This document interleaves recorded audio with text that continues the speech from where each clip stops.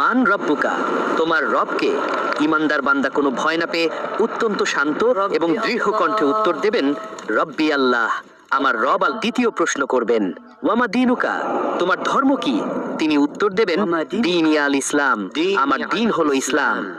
তৃতীয় প্রশ্নটি করবেন, ওয়ামা কুনতা তাকুলু ফি হাযার রাজুলু, এই ব্যক্তি সম্পর্কে তুমি কি বলতে? ইমানদার বান্দা উত্তরে বলবেন, হুয়া রাসূলুল্লাহ, তিনি আল্লাহর রাসূল।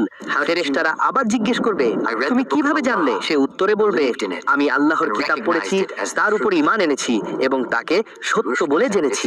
এই তিনটি প্রশ্নের সঠিক উত্তর দেওয়ার পর এবং তার কবরটা জান্নাতের আলো, আর তার কাছে একজন অপরূপ সুন্দর চেহারার ব্যক্তি আসবেন যার শরীর থেকে সুগন্ধ আমি তোমার নেক আমল, আর আল্লাহ আমাকে পাঠিয়েছেন, আজ থেকে আমি তোমার সঙ্গী, তোমার কোনো ভয় নেই। আল্লাহ দয়া করে তাড়াতাড়ি কিয়ামত কায়েম করুন, যাতে আমি আমার পরিবার এবং জান্নাতের অফুরন্ত নিয়ামত উপভোগ করতে পারি।